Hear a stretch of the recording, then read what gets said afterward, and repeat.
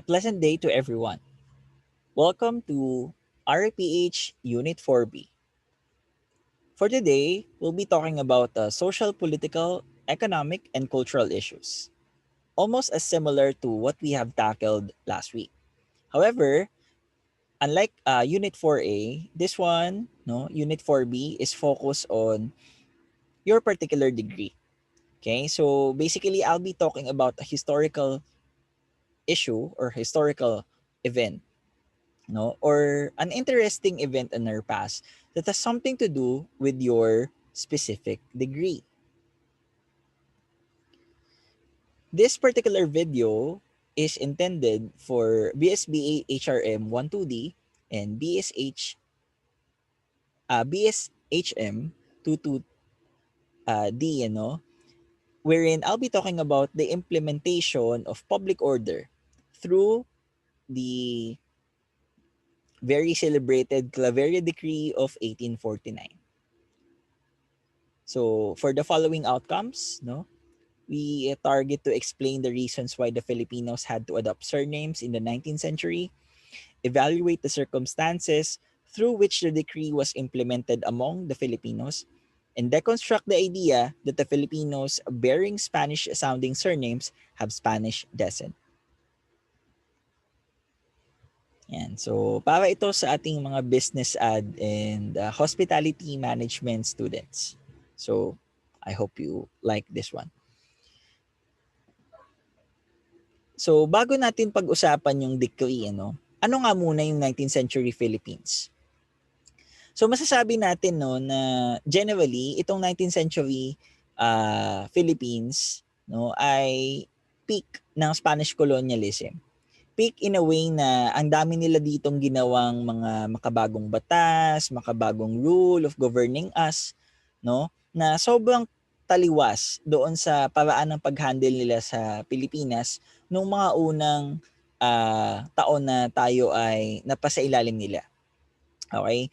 Sa century na ito makikita natin yung mga pagluluwag ng mga governor general sa ating mga polisiya, yung pagkakaroon natin ng mga opportunity na hindi natin natamasa noong mga naunang daan taon, no, at maging yung pagka-expose natin sa mga global events, no, dito rin nangyari sa 19th century Philippines na yan.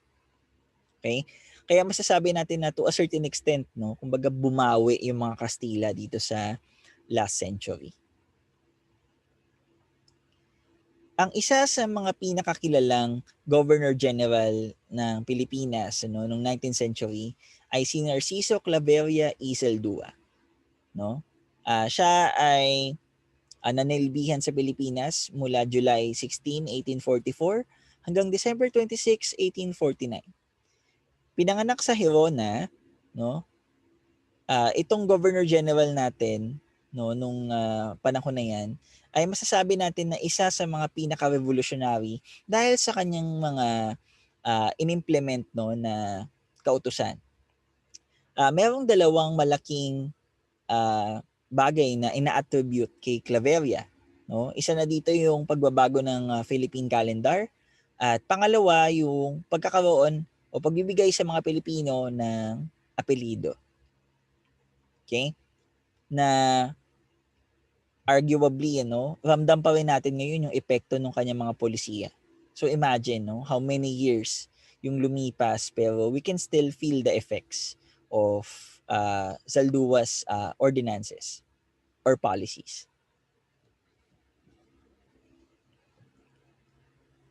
Okay, gaya ng aking nasabi, isa sa mga ina-attribute sa kanya, yung pagbabago ng Philippine calendar. Ano po ba yung mali, sa Philippine calendar? Ang mali dito, class,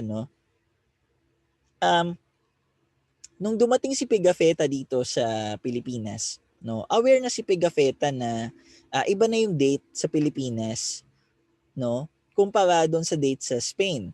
Okay? Kasi ginawa ni Pigafetta, everyday na lumilipas, sinusulat niya yung date eh. So ganoon siya ganoon siya kasipag, at ka-observant. Napansin niya, na parang nadagdagan ng isang araw yung date na binibilang niya napunta na sila sa Pilipinas. Okay? Pero sa kabila nung napansin na ito ni Pigafetta, no, ang ginamit na kalendaryo ng Pilipinas, no, simula sa panahon ni Miguel Lopez de Legazpi ay ang kalendaryo ng Europa. So basically, nasa Asia tayo pero yung calendar natin pang Europe. So late tayo ng isang araw, no? And yung mga katabi nating mga bansa na kolonya din ng mga European countries, no, nag-adjust naman sila. Kasi alam nga nila na a day ahead yung East sa West. No? Pero yung Pilipinas hindi. So that is quite controversial, no? Na nagkaroon lang ng matinding atensyon yung ganitong pagkakamali sa kalendaryo ng Pilipinas nung nabuksan yung Suez Canal. So imagine almost 300 years bago napansin na ay parang mali yung date, no? Kasi yung mga traveler from Europe na dumadaan sa Suez Canal, no? Alam nila yung date na umalis sila sa Europa. Okay? And alam nila na dapat madagdagan ng isang araw yung date, ano, pagpunta nila ng Pilipinas. Pero nagtataka sila kasi pagdating nila ng Pilipinas, after nilang mag-travel ng pagkalayo-layo, hindi pa din nagbago yung date. So, o hindi nadagdagan ng isang araw, no? Naging same lang dun sa dun sa kung saan sila nanggaling. Okay? Kaya ipinopose ni Claveria nung kanyang time na baguhin yung calendar. Yan. So paano niya po ginawa? Simple lang, class. Okay? Nung December 30, 1844, dineclare niya na walang December 31 nung taon na yon. Okay? So skip tayo isang araw. O, January 1 na, 1845 na. So, dun pa lang, class, na-correct na kagad yung calendar natin. At yun na yung sinundan nating date. Yan. Kaya interestingly, ito yung kaisa-isang taon, no, na walang December 31 sa Pilipinas. Yan. So, nakakatuwa kasi ginawa niya ng infographic ng Earthshaker. No? December 31, 1844 never existed in the Philippines. Now, ang magandang effect ng ginawa ni Claveria, no, nung 1884,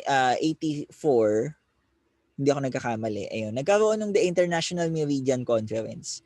So nag-meet yung maraming mga cartographers, no, at mga political leaders, no, sa Washington para pag-usapan yung pagse-set, no, saan natin ilalagay yung time zone, yung GMT 00, yan, no, o yung saan tayo magsisimula ng pagbibilang ng oras. Kasi aware sila, no, na dapat meron na talagang universal standard ng oras kasi magkaiba yung oras sa ganitong panig, magkaiba dito, no. So, dito nila ginawa yung international dateline, no, kung saan nagbabago na talaga yung date kapag lumagpas sa panahon sa kumbaga sa border na yan. So sa ginawa ni Claveria, na-spare tayo dun sa hassle na kailangan pa nating ma-involve diyan sa sa conference na yan, no? Kasi binago na natin yung date natin. Bagaman nasabi ko na yung ibang bansa sa Asia, no, they follow a certain date. Yung iba din naman, on the other hand, mali sila ng sinusunod. Okay, lalo na dito sa mga islands dito, ano. So nung nagbago yung yung maraming dating system ng iba't ibang bansa after nung conference na yan. No, yung Pilipinas unchanged na kasi nabago na nga po yung ating pagbibilang ng araw. Yan. So tamang-tama lang, no. Nasa GMT 8 tayo. So, well, malaki yung impact, kasi class kung hindi niya binago yan, definitely, kailan pa kaya nabago yung maling pagbibilang ng date. Pero, walang-wala yan dito sa impact ng kanyang pangalawang ginawa. No? Ang Claveria Decree noong 1849, ang siyang nagbago ng sistema ng pagpapangalan sa Pilipinas. Hindi lang nito binago yung sistema ng pagpapangalan, naapektuhan rin nito yung sistema ng pagkakasal, ng pagpapamana, at ng pag-trace ng angkan, no, ng isang tao. Ang decree noong 1849 ay naglalayo na bigyan tayo ng compulsory na apelyido, no, for several purposes. At lahat ng apelyidong ito ay matatagpuan sa Catalogo Alfabetico de los Apellidos, no, the alphabetical list of surnames. na pinublish din noong 1849. So, tingnan muna natin yung itsura nung decree, kumbaga. Yan. So, ito yung original. Yan, nakita niyo naman handwritten. Okay? Tapos, ito naman po ang translated na. Yan.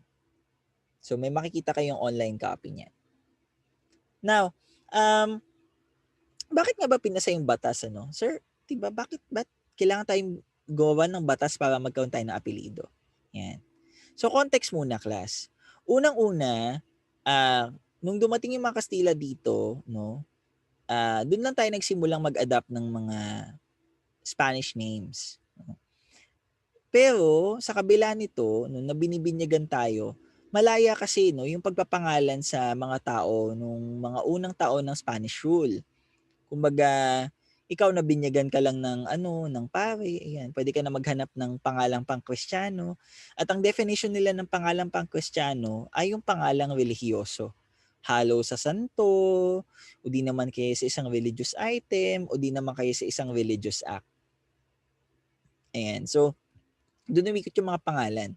At you could think of the most horrific thing na pwedeng mangyari, no? Lalo na't nasa field kayo ng pag-administer.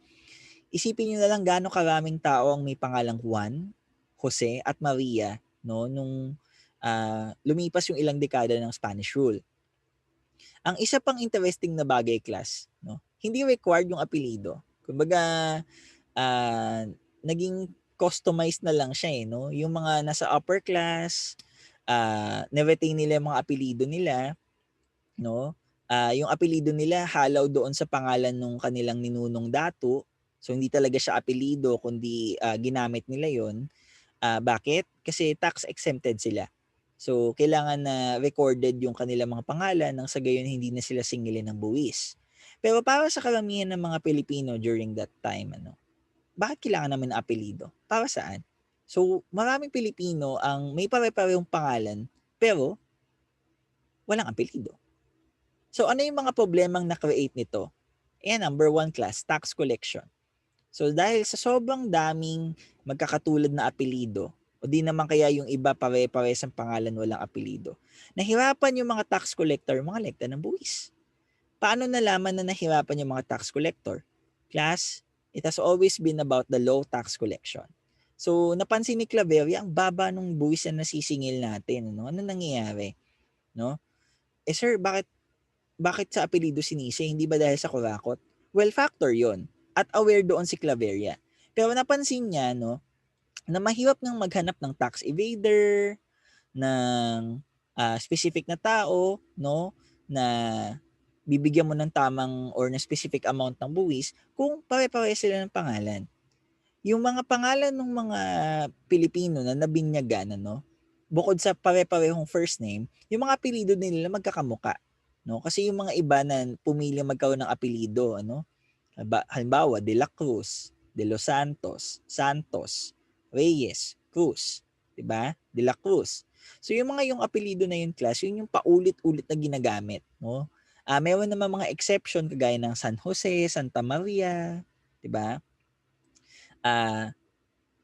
Santo Tomas, no? At iba't iba pang santo o santa. Yan. Pero still, since hindi nga po compulsory yung apelyido, nahirapan yung mga tax collector na i-distinguish yung sino, no, from someone na walang alam doon sa someone na tinutugis nila. Pero interestingly, class, alam nyo, trivia lang, magkakakilala pa din yung mga magkaka-municipality. Nakakatuwa. Tinuturo lang nila yung bahay. Something na ginagawa pa din natin ngayon. Another issue na naging reason for the passage of the decree, ay yung morality in marriage issues. Bakit? Kasi, class, ang daming nagpapakasal na magpinsan pala, no? Malapit na magkamag-anak. At hindi ito natatrack kasi within the family, pwede ka mag-iba ng apelyido. So, ganun siya kaluwag before. So, hindi na monitor ng mga Kastila, especially ng mga praile, kung legitimate ba yung marriage, Considering na kasama doon sa moral standards nila yung pagbabawal sa sa pagkakasal ng magpipinsan. Yan. So, isa yan sa mga kailangang isolve, ano? Pangalawa, yung mga birth inheritances. So, ang hirap i-trace kung tagapagmana ka ba talaga kasi yung tatay mo, ito yung pangalan, tapos ikaw, iba yung apelido mo, no? Or iba yung pangalan mo, or wala kang apelido. And higit sa lahat, no, yung consanguinity ng marriages. Yan. So, in order to trace lineage, para malaman kung kaninong angkan ka nang galing, and so on, no? At the same time, yung pagiging mag-asawa nyo, nung asawa mo, no? Kailangan malaman yung status nyo by looking at your surname. As we all know today, na nakinukuha ng babae yung apelido ng lalaki pag nagpakasal sila, no? Isa itong bagay na hindi ginagawa noon, kaya mas naging difficult kumbaga yung mga bagay-bagay. Law enforcement, no? Yan yung last reason. May mga kriminal na ang dali lang magtago kasi dami nilang kapangalan, ano? At yung mga Guardia Civil kapag may nalaman silang may nag-commit ng krimen, hindi naman nila alam yung surname, so paano nila hanapin? Yan. So due to the mentioned issues, the church alongside other institutions found it difficult to track certain people. Majority of those who have their surnames changed were from the middle class. Yan. So kung iilang part lang din ng populasyon yung enthusiastic, ano, or yung masugid sa pagpapalit or paglalagay ng apelido, paano naman mailalapat yung batas ng pantay sa mga nasa lower classes or even the upper classes? Kung kaya, sinimulan ni Claveria yung kanyang decree sa pamamagitan ng pag-atas na mangolekta ang mga pare ng mga apelido na pwedeng ipamigay. Sa makatuwid, ang pumasok sa isip niyang idea, pilitin nating lahat magkaroon ng apelido yung mga Pilipino under a jurisdiction nang sa gayon ay masolve natin lahat ng problema when it comes to inventory, census, tax collection, no, monitoring of morals, no, and of course law enforcement. So ang mga inatasan niya ay mga religious congregation, no? And napansin ng mga paring Kastila na mayroon talagang kakulangan ng mga apelido. Kasi meron ng mga apelido na hindi pinayagang isama sa listahan. Bakit? Kasi ito ay apelido ng nobility, no? Kumbaga apelido ito ng mga malalaking pamilya sa Espanya, no? At hindi consider na apelido ng commoner. So binawal na 'yon, no? At the same time, meron mga apelidong hindi pinayagang i-distribute considering na meron na itong status na exclusive lamang para sa ilang Filipino elite families. So paano nila tinugunan, no, yung kakulangan? Well, gaya ng aking nasabi sa aking last lecture, no, natuto yung mga Kastila at paring Kastila ng wika ng mga Pilipino para nang sa gayon ay maituro nila yung Katolisismo in the local language. So since aware na sila doon sa local languages kung nasaan sila naka-assign, no, ginawa nila yung unimaginable. Kumuha sila ng mga random words na kahit anong maisip nila mula sa local vocabulary. Okay, at inispell ito sa Hispanic alphabet, no, na siyang isinama nila sa listahan. At ang naging resulta nito ay ang pagkakaroon ng napakaraming kategory ng mga apelido, kagaya ng geographic features, mga mineral sa lupa, gulay, hayop, insekto, isda, katawan, no, parte ng katawan, mga nakakatawa at mga bulgar na salita, mga descriptions, at maging mga wika at iba pang disiplina. So, overview lang, ano, when they were distributing it, no, ito yung mga noticeable ways to trace kung saan nga ba talaga kayo nanggaling or why do you have such surname. So ayon kay Ambit Ocampo, unang-una sa observation niya, yung mga surnames na nagsisimula sa R, no, na karamihan napunta sa Owas Albay. Yan. So, wag kayong magtaka pag galing kayo ng Owas Albay. Ang dami dong pare-pares na apelido simula sa R, no? Sa ilang part naman ng Romblon, nabigyan sila ng F, M at R. Yung mga lumang pamilya sa Argao, Cebu naman, no, sila yung mga unang binigyan ng mga Villa at Al na uwi ng apelido. Kasi mga prefix yung mga yan eh. Okay? Yung mga taga Iloilo naman, sila yung binigyan ng apelyido based doon sa first letter nung kanilang town. So example, yung mga taga Tigabawan, binigyan ng T, surnames. Yung mga taga Gimbal, binigyan ng G. At yung mga taga Miagao ay binigyan ng M. So nung 20th century, medyo posible pa na matrace kung saan nanggaling yung tao dahil dun sa letter ng apelyido niya. But now, it's quite impossible kasi hello, sobrang lala na ng migration within the country, kung kaya hindi mo na talaga din matrace kung kung yung apelyido ay masasabi natin na reflective pa doon sa distribution na nangyari sa panahon ni Claveria. So, pag-usapan natin class yung mga sample surnames. Ayan. So, simulan natin dito sa geographic features. So, first geographic features, yan, bukid, ganyan yung spelling, bondok, gubat, gubatan, ilog, talampas. Class, meron ding mga palay or palay, palayan, na apelyido. Okay?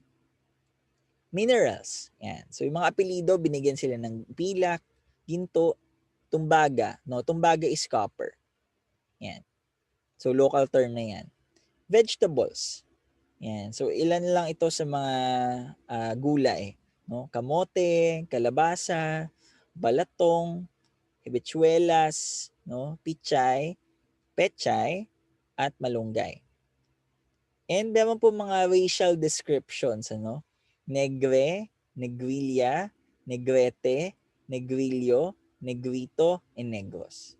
Yan. So, class, ilagay niyo sarili niyo sa sitwasyon ng mga pile, parang, isama na lang natin to. So, parang ganun yung nangyari.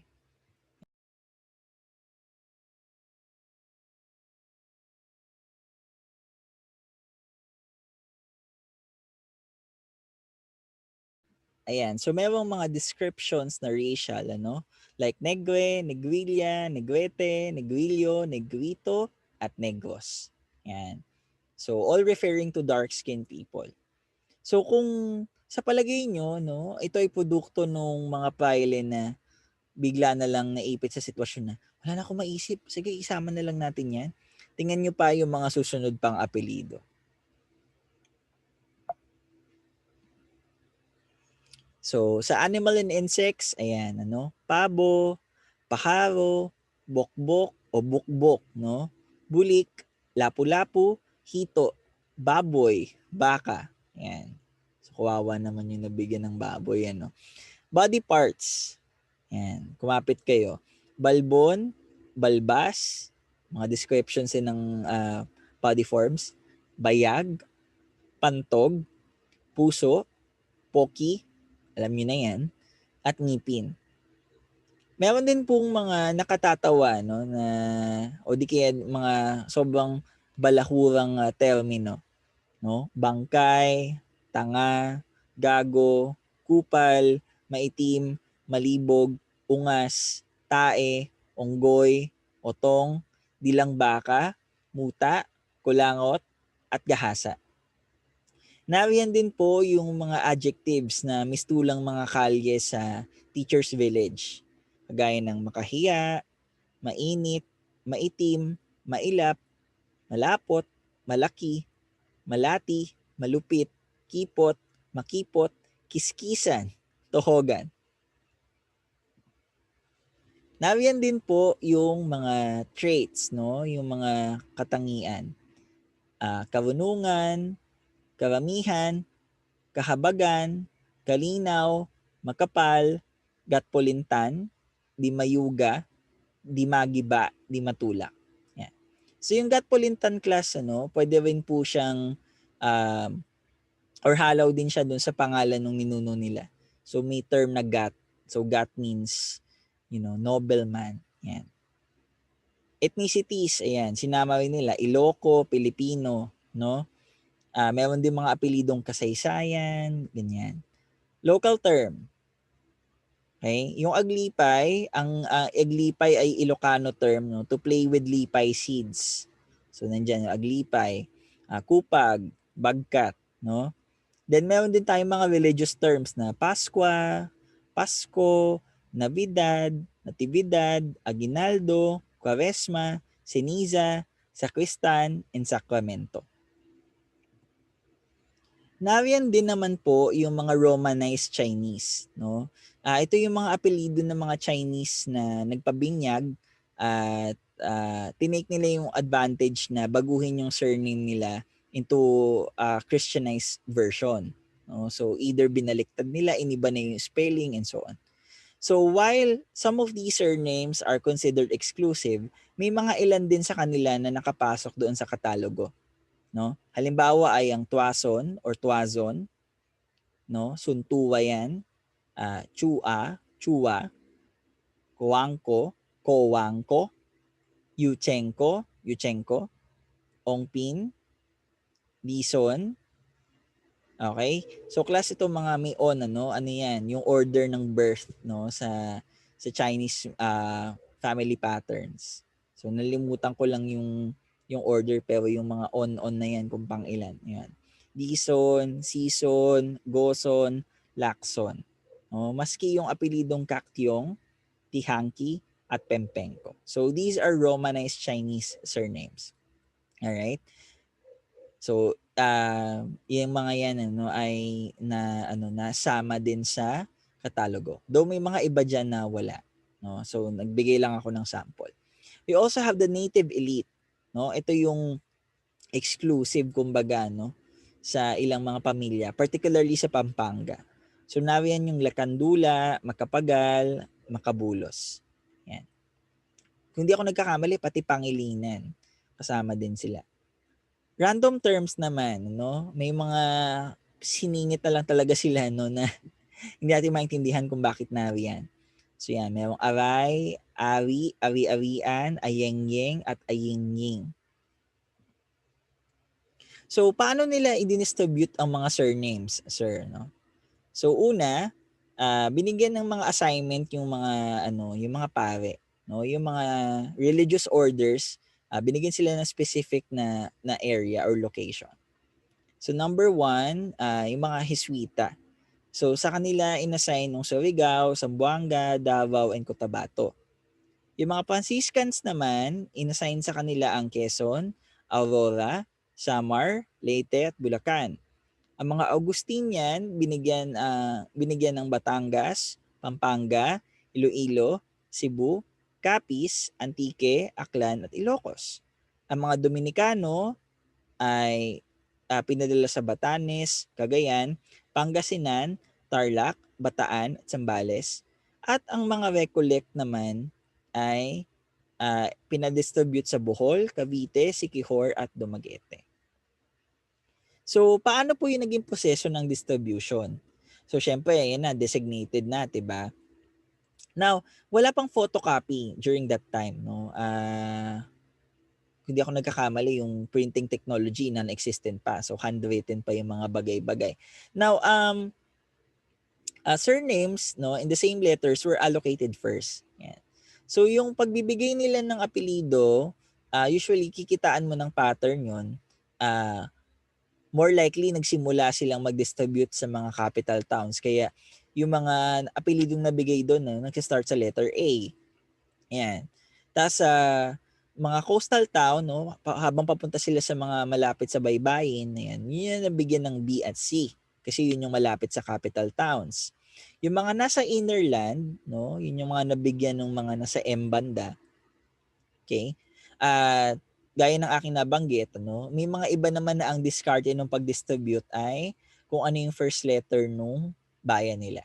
No? Para naman din mas mag-make sense. Now, yung number ng binibigay na apelido sa kanila ay nakadepende dun sa population, yung dami ng tao doon. So, meron na silang alam prior to the distribution kung gaano kadami yung bilang ng mga tao doon. Okay? At yun lang din yung dami ng apelido na pwede nilang ipamahagi. Ayan. So, ang mga naging part ng distribution, yung gobernadorcillo, mga prinsipales, no, yung kabesa de barangay, kasama siya kasi on-site visit. So pupuntahan mo talaga sa mga bahay-bahay yung mga pamilya, no? Tapos ang nagiging proseso, kinakausap nila yung puno ng pamilya. So most especially yung tatay, no? And kung wala na po yung tatay doon, ipapa-adapt na doon sa mga anak nila yung surname na inassign sa kanila, no? Kung wala namang tatay, yung nanay ang kukuha ng apelyido tapos yun yung kukunin ng anak na apelyido. Yan. So sir, paano to naibigay sa kanila, no, in form of paper? Well, hiniwa-hiwalay class, ano. So kumbaga bago maghiwa-hiwalay yung mga pile do sa mga probinsya na inassignan sila, meron na sila mga bit-bit na listahan ng mga apelyido na ipamimigay nila. Okay? And take note class, in the process of distributing surnames, pwedeng mamili yung Pilipino ng apelyido na gusto niya. Okay? And yung iba naman, depende sa diskarte ng pile, yung pile nag-i-impose na lang. No? At hindi na nila pwedeng baguhin yun. Kasi yun na yung nakalagay. Though, mas marami pa din po yung mga nagkaroon ng layang mamili na, ito yung gusto naming apelyido. So, ito po yung screenshots, ano. Ito yung, yung matatagpo ang copy online. So, ayan, ito ka screenshot. So, hanapin nyo na lang. Ayan, Lapazara, Lapera, Lapiad, Lapid, Lanida. Meron pang Lapay. Class yung Lapay, ano yan? Yung pancreas or bile. I'm not sure. Pero, ayan, body part yan. Nandiyan din yung Largo, Larsha, Lazaro, Lakipon, Lauriego, Larios. Yan, napakadami. Yan. Tapos, ito naman yung sa V part, no? Ito yung galing sa original na copy. Yan, nakatago sa National Archives. So ano yung mga naging epekto, no, nung batas? Well, unang-una klase, no, sa school, matalino si Claveria. Ang una niyang hinostage, yun talaga yung term, no, na mga kawani ng pamahalaan ay yung mga guro. Okay? Sila yung unang inatasan na ilista yung pangalan ng mga estudyante at yung mga apelyido nila, at yun na yung para magiging official class list, kumbaga, no, kasama na yung apelyido. Kasi dati first name basis lang. Then pinatupad ni Claveria na yung mga bata walang ibang choice sa pagtawag sa isa't isa kundi gamitin nila yung surname nila, no? So surname basis lang siya within the school. So dito magsisimula yung tawagang Miss or Mister, tas idugtong mo yung apelyido para sa teacher, at yung attendance na naka-base din sa surname. So ayan. Pag hindi ito pinatupad nung teacher or nung maestro at maestra, no, sila ay maparurusahan. Ayan, tas magmumulta pa sila. So kawawang mga teacher. Ayan. Pero in fairness, no, yung role nila napaka-important. Now, furthermore, the law actually created identity for many Filipinos. No, parang natapos na nga yung pagkalat ng Catholicism, pero to a certain extent parang nakaranas ulit yung mga Pilipino ng Hispanization process, ano, kung saan para maging part ka ng standard ng pamamahala ng mga Kastila, no, you have to follow the system of naming na nanggaling sa kanila. So, nangyari, nagkaroon ng triplicate, ano, yung mga kopya ng mga apelyido. So, meron sa kabesa de barangay, meron sa alkaldia, at meron din po sa gobernador general. No? Pati yung mga pile, actually, alam ko meron. No? So, more than triplicate pa ata to. Okay?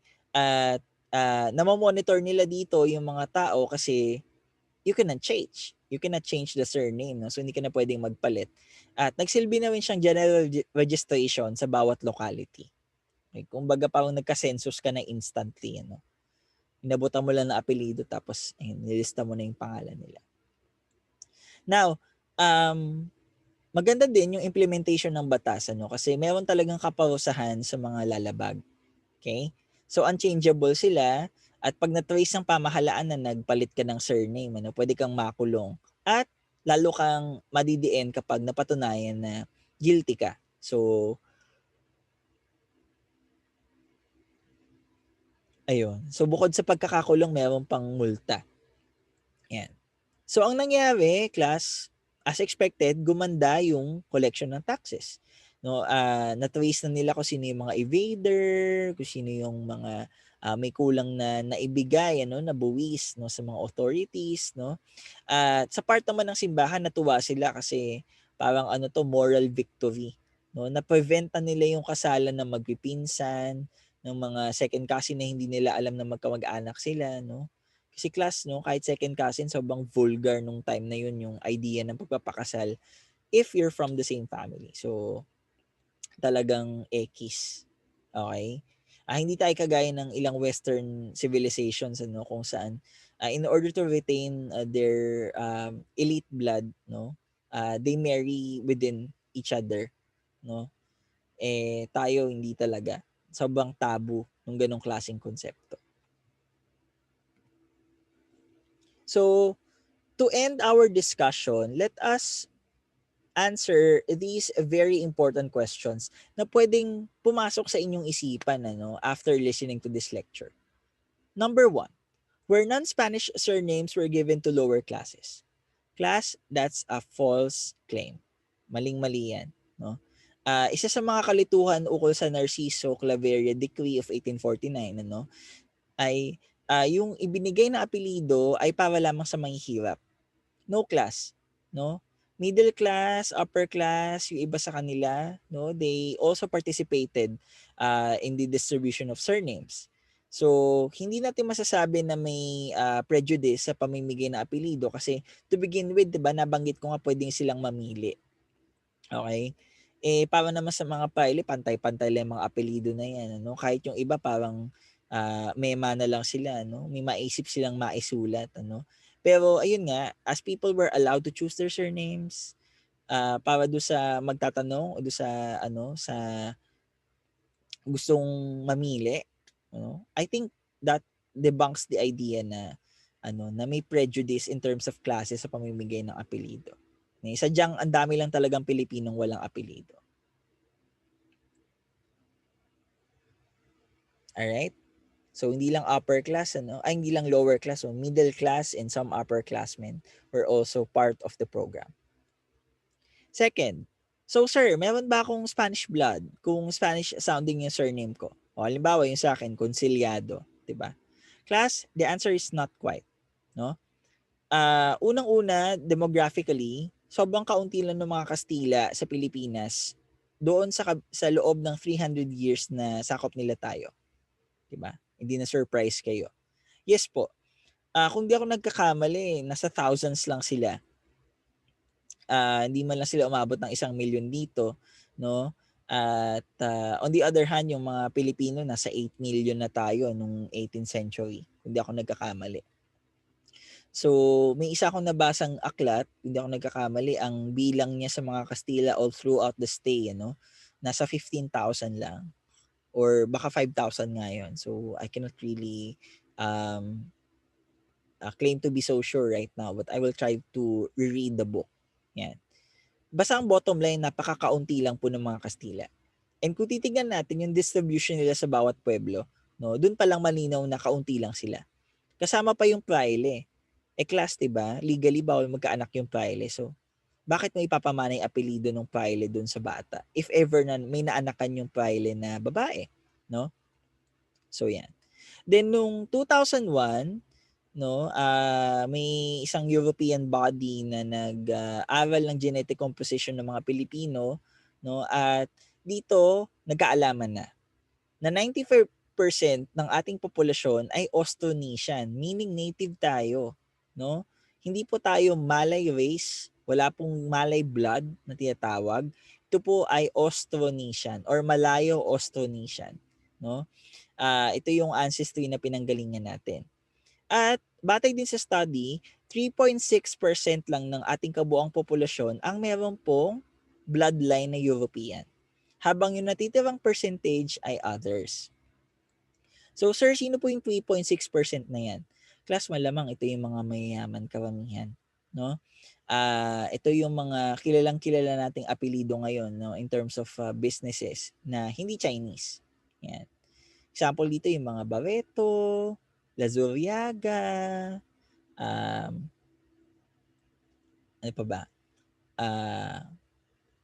Zuniga, yung mga ganyang apelido. Oo. Ayala. Yan. Tapos, gaya ng aking nasabi, hindi na kagad ito merit for Spanish ancestry kasi nga, pwede ka mamili eh. Okay? So, kung gusto mo ng mas Spanish sounding, diba? Eh, di yun yung pipiliin mo. Okay? To add, doon sa sinasabing 95%, ayan, makikita nyo yung ethnic groups natin, Tagalog, 28%, Cebuano, 13%, Ilocano, 9%, Binisaya, 7%, Hiligaynon, 7%, Bicol, 6%, Waray, 3%, others, 25.3%. Kaugnayan ng 2000 census naman. Okay?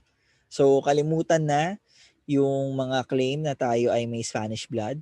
Tigilan na rin po ang pag-share sa ibang tao na may Spanish blood kayo dahil lang sa apelido nyo. O di naman kaya yung walang kamatayang kwento na Kastila po ang lolo ko.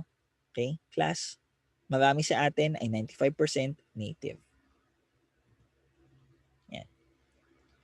Am I relative to anyone or related to anyone with the same surname? Class, malabo. Hindi po parehas kayo ng apelido magkamag-anak na kayo, no? Lilinawin ko lang na hindi lahat ng apelido sa Pilipinas ay nanggaling doon sa katalogo. Kasi bago mag 1849, may mga surname na pong ginagamit, no? Paulit-ulit, no? So yung mga Cruz, De La Cruz, De Los Reyes, Reyes, San Jose, Santa Maria, San Jose, okay? Class, expect na hindi na yan naisama sa katalogo except for a few, no? Yung Cruz ata tsaka yung Santos. Yan, yung Santos nakalimutan ko pa isama. Pero I think nasama pa rin sila sa katalogo. Pero isa pa rin sila sa mga longest existing surnames na meron sa Pilipinas. Yan. Now, sa makatuwid, imposible na kamag-anak mo lahat porque kaapelido mo, no? Kasi sa sobrang dami ng instance na nagkaroon ng migration at sa iba-ibang lugar nagsettle yung mga Pilipino, no, throughout the time, talagang mahirap nang i-trace kung magkamag-anak ba talaga kayo unless homegrown sila doon sa area na yun. O halimbawa ako, yung middle name ko Infiesto. So pag nag-Facebook ako at naghanap ako ng Infiesto at nakita ko na malapit to sa hometown namin sa Bohol, alam ko kamag-anak ko yun. Pero yung nasa ibang malalayong lugar, no, na wala naman kaming naisip na connection, most likely, hindi namin yung kamag-anak. At higit sa lahat, class, napakarami pang salik na nangyari matapos tayong sakupin ng mga Kastila. No, hindi nagtapos sa panahon ng pananakop ng mga Kastila yung mga apelyido na to, kasi isinibatas na siya at talagang sinertify na ito na talaga yung apelyido mo. Pero maraming mga oral accounts ng World War II na nagsasabi na ang daming pamilyang Pilipino ang nagpalit ng pangalan dahil tinutugi sila. Yan. So that could have been a factor. Another factor is, sir, di ko makita yung apelyido ko sa katalogo. Ano nangyari? Baka nagbago yung spelling. Okay? So kung malapit, no, at may pagbabago sa O at U or sa E at I, most likely, yun ay resulta ng sinasabi ko. And that ends our discussion on the Claveria Decree of 1849, its implications, and how it has impacted you even until this year of 2021. So maraming salamat sa lahat. Naway marami kayong naunawaan sa aking diskusyon. And ingat kayo parate. Thank you very much.